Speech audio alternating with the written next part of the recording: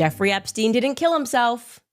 Tyler Robinson didn't kill himself. I mean, these are the phrases that we now use and that we say when we expect that the federal government is telling us a lie. Last week, I have to tell you, I was contacted by a source who I vetted with information that answered a lot of the lingering questions that we've had about the investigation. Not all of them, but some of them, some of the big ones. First and foremost, we were like, how exactly did it work? How did Tyler Robinson turn himself in, as we were told, but also never confessed? And did he actually author those absurd Fed messages? Because I'm thinking no. Lastly, what was he doing at Dairy Queen? Doesn't really quite fit into our timeline. Also, don't expect this kid who just tried out being a stone cold killer to really have an appetite. And why exactly did the feds withhold that information at Dairy Queen? And why are they allegedly stalking the Dairy Queen to see who comes in and out? Well, we have the story that could potentially answer all of those questions. And it certainly makes a lot more sense than the slop that the government is currently trying to feed us. First and foremost, Tyler Robinson has never confessed. They acknowledge that he has never confessed to this crime, and he's still not confessed to authorities. He is not cooperating. But all the people around him are cooperating. Is pleading innocence on the shooting. In fact, I was told that he was quote unquote bewildered by the idea that he carved casings. I should be clear, he does not dispute the fact that it is his gun at all. It is his gun. But Tyler is not exactly a gun enthusiast. He doesn't hunt like his other brothers do. In fact, he's apparently a fisherman. The reason that he has that gun in the first place is because it is, in fact, a custom-made family heirloom. Tyler is the firstborn son, so he inherited. That's what firstborns do. They get the family heirloom. That is why he has the gun. As many of you guys have noted, the Robinson family appear to be conservative. 1 minute, Charlie Kirk was standing before a packed crowd, sharing his message, surrounded by cheers and flashing cameras. And the next, he was gone. A single bullet to the neck, a nation in shock, and an investigation that is still far from over. Authorities say the assassin was a 22-year-old named Tyler Robinson, a young man with no prior criminal record, once described as intelligent, ambitious, even a straight-A student. Yet within hours, he would become the face of one of the most shocking political murders in modern America. Investigators claim Robinson confessed in chilling text messages to his roommate. They point to a handwritten note hidden under a keyboard. And they say he left behind the very rifle his grandfather once gave him, the weapon that allegedly ended Charlie Kirk's life. But if the case seems open and shut, think again. The so-called confession is fragmented, strange, and almost too perfect. The investigation has already uncovered hints of possible accomplices, mysterious online chats, and gaps in the timeline that raise more questions than answers. Even the FBI admits, this case is far from solved. So tonight, we're pulling back the curtain. We'll examine the official story, uncover the hidden details, and explore the disturbing possibility that Tyler Robinson wasn't acting alone. By the end of this video, you'll be left asking yourself, was Tyler Robinson truly the shooter? Or has the world been given a carefully crafted narrative, with the real story still hidden in the shadows? Because in this case, nothing is as it seems. Before we dive deeper, I want to hear from you. Do you believe Tyler Robinson is guilty? Or is he just a fall guy? Drop your thoughts in the comments. I'll be reading every single one. And don't forget to hit like if you want the truth about this case to reach more people, and subscribe so you don't miss the next update in this ongoing investigation. To understand the weight of this tragedy, we need to first understand who Charlie Kirk was and why his death sent shockwaves across the nation. Charlie Kirk was more than just a political figure. To his supporters, he was a firebrand voice, a man who spoke passionately about faith, family, and America's future. He was known for his sharp debates, his growing influence among young conservatives, and his ability to draw massive crowds wherever he went. For many, Charlie represented hope for a new generation of political leadership. For others, he was a polarizing voice, someone whose outspoken views made him a target of harsh criticism. On the morning of the shooting, Charlie was preparing to deliver yet another speech, this time at Utah Valley University. Students, families, and reporters had gathered by the hundreds. The auditorium buzzed with energy, applause, and anticipation. To those who were there, it felt like any other event until the moment everything changed. At exactly 11:43 a.m., a single shot rang out. Witnesses described the sound as sharp, immediate, and so close it felt as if the gunman was in the room. Panic erupted. People screamed, ducked under chairs, and scrambled for the exits. And within seconds, the man who just moments earlier had been commanding the stage lay mortally wounded. Charlie Kirk's wife, Erica, would later give a heart-wrenching statement. "I lost my husband, my best friend, and my partner in life. Our children lost their father, and the world lost a man who believed deeply in his calling." Memorials sprang up almost overnight. Thousands gathered across the country to honor his legacy, holding candles, waving flags, and sharing stories of how his words had touched their lives. Whether one agreed with him or not, there was no denying, Charlie Kirk's assassination was more than just a personal loss. It was a national moment of grief, confusion, and outrage. But as the nation mourned Charlie Kirk, investigators were already closing in on their prime suspect, a 22-year-old college student named Tyler Robinson. To those who knew him, Tyler was an unlikely assassin.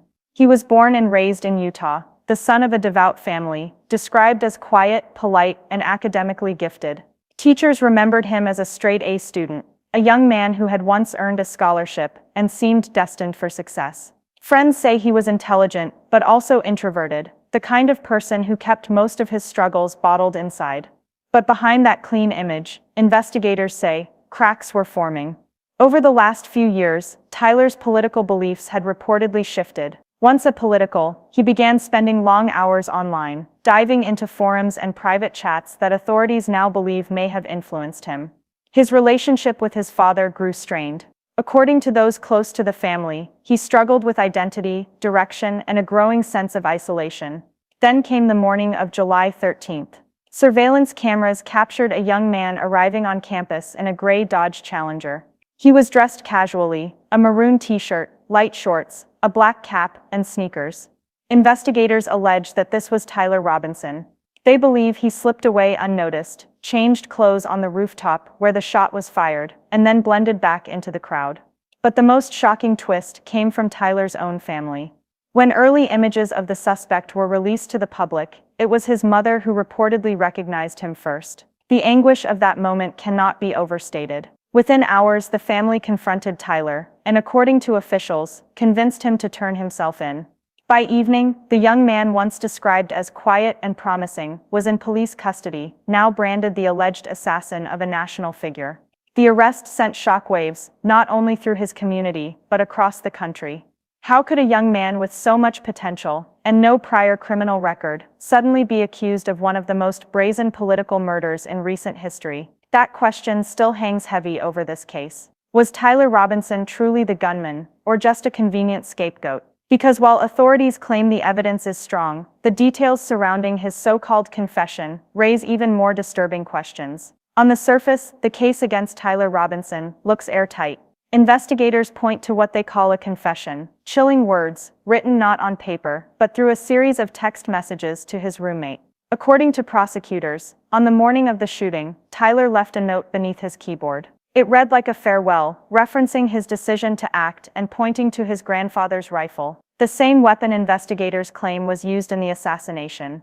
Hours later, his roommate allegedly received a string of unsettling texts. One message read, "I had the opportunity to take out Charlie Kirk, and I'm going to take it." Another mentioned the rifle, almost casually, as if Tyler wanted his roommate to know exactly what was about to happen. To law enforcement, these texts are the smoking gun, proof that the young man wasn't just capable of the crime, but that he had planned it, step by step. But here's where things get strange. The texts themselves are disjointed, awkwardly phrased, and almost too perfect in how they incriminate him. Instead of sounding like a natural conversation, they read more like a script. The kind of script designed to make sure no one doubts the sender's guilt. Even more puzzling, there's no video of Tyler actually firing the shot. No eyewitness can definitively place the gun in his hands. What exists is circumstantial: the note, the messages, and the rifle left behind. Strong evidence, yes, but not unshakable proof. Some analysts have questioned why someone so intelligent, a scholarship student with a reputation for being methodical, would confess in such a clumsy and traceable way.